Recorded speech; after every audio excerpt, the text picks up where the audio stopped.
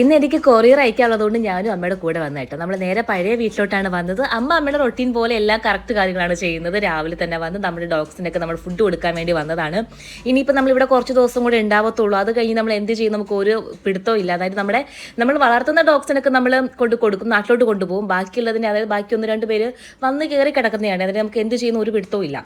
തിരിച്ച് നമ്മൾ കൊറിയറൊക്കെ അയച്ചു കൊടുത്ത് വീട്ടിൽ വന്നപ്പോഴത്തേക്കും എനിക്ക് ഒരു ലോഡ് കൊറിയർ വന്നിട്ടുണ്ടായിരുന്നു. ടോമാൻജേസിക്ക് വാങ്ങിച്ച ഡ്രസ്സുകളാട്ടോ കൂടുതലും. ഓരോന്നോരോന്ന് ഇടുമ്പോൾ ഞാൻ ലിങ്ക് കൂടി ഇടാട്ടോ. നല്ല ലേറ്റ് ആയി വീട്ടിൽ വന്നപ്പോൾ ഞങ്ങൾക്ക് ബാങ്കിൽ പോകണമായിരുന്നു, 1-2 സ്ഥലത്തൊക്കെ പോകണമായിരുന്നു. അതുകൊണ്ട് സ്വിഗ്ഗിയിൽ ഫുഡ് ഓർഡർ ചെയ്തിട്ടുണ്ടായിരുന്നു. വന്നപ്പോഴത്തേക്ക് ഫുഡും താഴെ എത്തിയിട്ടുണ്ടായിരുന്നു. ഞാനൊരു ഒതിച്ചോറാണ് വാങ്ങിച്ചത്. പക്ഷെ ഭയങ്കര സൂപ്പറൊന്നും ഉണ്ടായിരുന്നില്ല. കുമാർ കഫേന്ന് കേട്ടോ വാങ്ങിച്ചത്. എനിക്ക് ഒട്ടും ഇഷ്ടപ്പെട്ടില്ല. ഒരു രുചിയോ ഒന്നും ഉണ്ടായിരുന്നില്ല. ഒരു ലോഡ് ചോറ് മാത്രമേ ഉണ്ടായിരുന്നുള്ളൂ. അതുകൊണ്ട് ഞാൻ ശകലം ചോറ് മാത്രം എടുത്ത് കഴിച്ചിട്ട് ബാക്കിയൊക്കെ മാറ്റി വെച്ചു കേട്ടോ. വിശപ്പ് കാരണം ഞാൻ അങ്ങോട്ട് കഴിച്ചു എന്ന് പറയാം. കുറച്ചൊക്കെ ഒരു ഉറക്കമൊക്കെ കൈ എഴുതേറ്റപ്പോഴത്തേക്ക് ലേറ്റ് ആയി. ചായ കുടിക്കാനുള്ള സമയമായി കേട്ടോ. അപ്പോഴത്തേക്ക് വീണ്ടും വിശപ്പിന്റെ വിളി വന്നു. കഴിഞ്ഞ ദിവസം വാങ്ങിച്ച നൂഡിൽസിന്റെ ബാലൻസ് ഞാൻ ഫ്രിഡ്ജിൽ വെച്ചിട്ടുണ്ടായിരുന്നു. അപ്പോൾ അത് ചൂടാക്കി കഴിച്ച് ചായയും ഇടാമെന്ന് വിചാരിച്ചു. അപ്പോൾ അത് ചൂടാക്കുകയാണ്.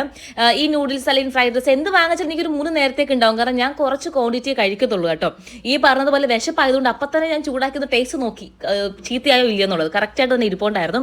അങ്ങനെ ചായ ഇട്ട് കുടിച്ച് അങ്ങനെ ഇരിക്കുകയാണ്. അപ്പോൾ അത്രയുടെ ടാറ്റ ബൈ. ഞാൻ ആദ്യത്തെ ഡ്രസ്സിന് ലിങ്ക് മുകളിൽ കൊടുത്തിരിക്കാം. ബൈ.